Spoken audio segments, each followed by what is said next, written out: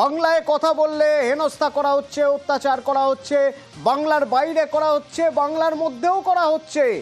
এ নিয়ে সোচ্চার তৃণমূল সাংসদরা। আজ বাদল অধিবেশনের শেষ দিন ছিল, সেদিনও তারা বিক্ষোভ দেখালেন। বাংলা ভাষার অপমান সহ্য করা হবে না, বাংলা ভাষার অপমান মানছি না, মানব না। স্লোগান ছিল, গান ছিল।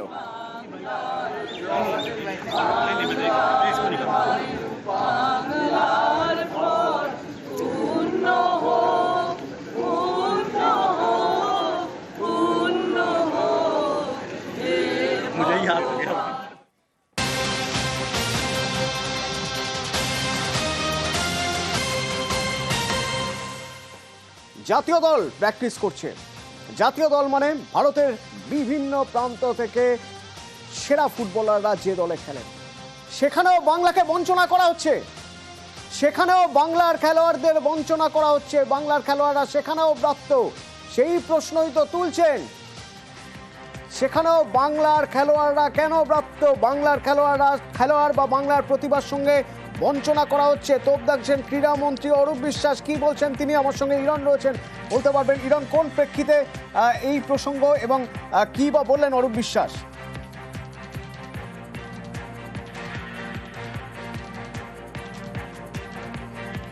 পরবর্তীতে ইরনের সঙ্গে যোগাযোগ করবো। অরূপ বিশ্বাস কি বলছেন? ক্রীড়ামন্ত্রী অরূপ বিশ্বাস ফেডারেশনকে তোপ দাগছেন, শুনুন। যদি এআইএফএফ ইচ্ছাকৃতভাবে বাংলার ফুটবলারদের বাদ দেন, তাহলে আপনি বা আমি কি করতে পারি? প্রতিবাদ করতে পারি, চিৎকার করতে পারি, তার বাইরে তো আমার কিছু করার নেই। কারণ এআইএফএফ তো স্বশাসিত সংস্থা। তবে এসবের মাঝে ভালো খবর আছে, বাংলার সঠিক সম্মান, সঠিক মর্যাদা দেওয়া হচ্ছে। যেমন আইআইটি খড়গপুর, দেশের মধ্যে একমাত্র আইআইটি প্রতিষ্ঠান যেখানে নামের ফলক এবার বাংলায়।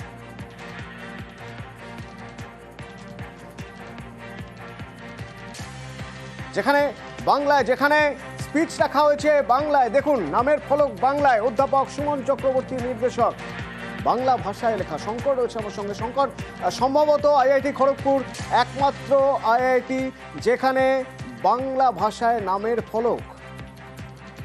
একেবারে অতনুদা, জানো তুমি যে পরিযায়ী শ্রমিকরা যারা আমাদের এই ভিন্ন রাজ্যে কাজ করতে গেছে, তাদেরকে বাংলা ভাষায় কথা বলা, তাদেরকে মারধর, তাদেরকে বাংলাদেশি তকমা দিয়ে তাদের গ্রেফতার করা হচ্ছে, আতঙ্কে তারা পালিয়ে আসছে।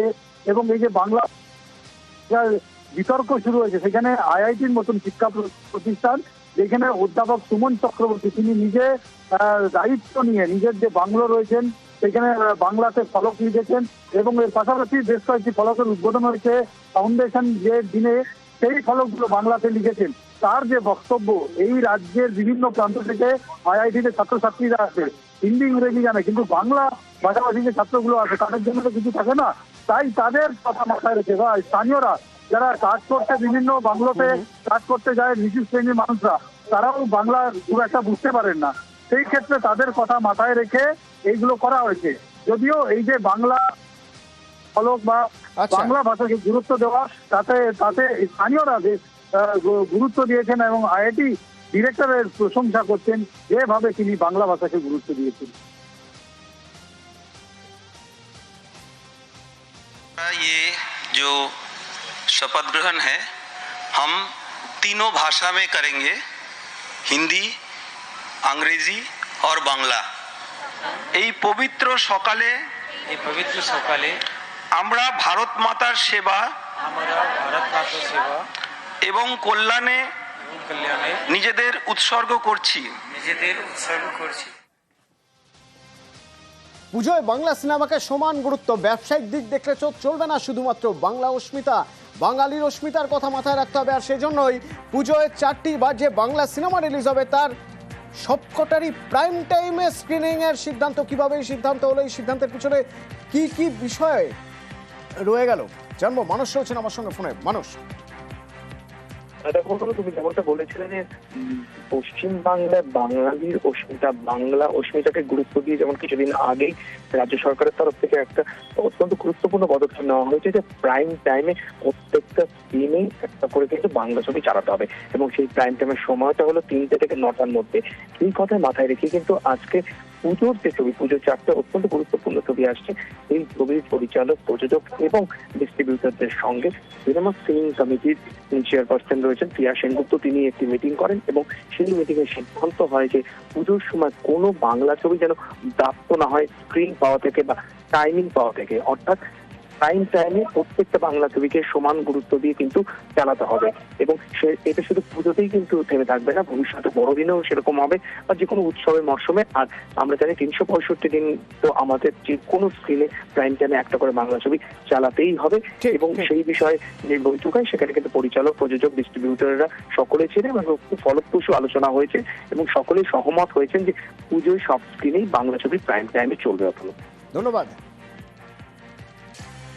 একসঙ্গে এবং একজোট হয়ে আমরা ডিসাইড করেছি যে পুজোয় আমাদের এই 4টে ছবি আসছে এবং তারা গ্ল্যাডলি মেনে নিয়েছেন এবং আমাদের টোটাল কমিটি মিটিংয়ে সবাই মিলে ইউনিভার্সালি এটাকে আমরা করেছি যে আমাদের পাস হয়েছে যে পুজোয় আমরা 4টে ছবি আনছি, কারণ আমাদের যেহেতু এখন বাংলা ছবিকে অনেক বেশি প্রায়োরিটি দিতে হচ্ছে, শো দিতে হচ্ছে সমস্ত হলকে, সেটার বেসিসে আমরা পুজোয় 4টে ছবি আসছে আমাদের।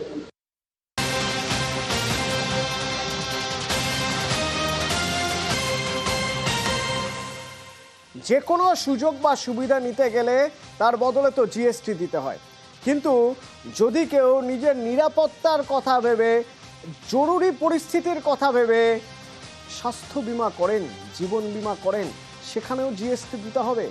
প্রতিবাদে সরব হয়েছিলেন মুখ্যমন্ত্রী মমতা বন্দ্যোপাধ্যায়। আজ সিদ্ধান্ত হয়েছে, আজ মন্ত্রিসভার বৈঠকে আজ মন্ত্রিসভায় সিদ্ধান্ত নিয়েছে যে মন্ত্রিগোষ্ঠীর সিদ্ধান্ত নিয়েছে এবার থেকে স্বাস্থ্য বিমা আর জীবন বিমায় জিএসটি নয়, জিএসটি প্রত্যাহার করা হলো। নয়াদিল্লি থেকে মৈত্রী রয়েছেন আমার সঙ্গে, কি খবর আছে মৈত্রী?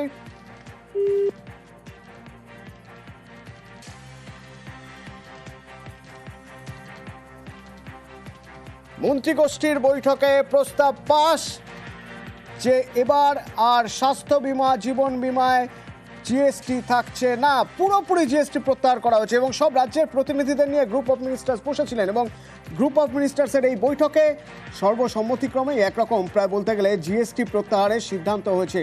আগামী মাসে জিএসটি কাউন্সিলের বৈঠকে শিলমোহর পড়বে। মমতা বন্দ্যোপাধ্যায় প্রধানমন্ত্রীকে চিঠি লিখেছিলেন স্বাস্থ্য আর জীবন বিমায় জিএসটি সরাতে, আর 15ই আগস্টের ভাষণে আমরা দেখেছিলাম জিএসটিতে দিওয়ালি ধামাকার ঘোষণা করেছিলেন প্রধানমন্ত্রী। শুনুন। इस दिवाली में आपकी डबल दिवाली का काम मैं करने वाला हूं। इस दिवाली में आपको एक बहुत बड़ा तोहफा देशवासियों को मिलने वाला है। पिछले 8 साल से हमने जीएसटी का बहुत बड़ा रिफॉर्म किया, पूरे देश में टैक्स के बर्डन को कम किया, टैक्स की व्यवस्थाओं को सरल किया, और 8 साल के बाद समय की मांग है कि हम एक बार उसको रिव्यू करें। हमने एक हाई पावर कमेटी को बिठा करके रिव्यू शुरू किया, राज्यों से भी विचार विमर्श किया।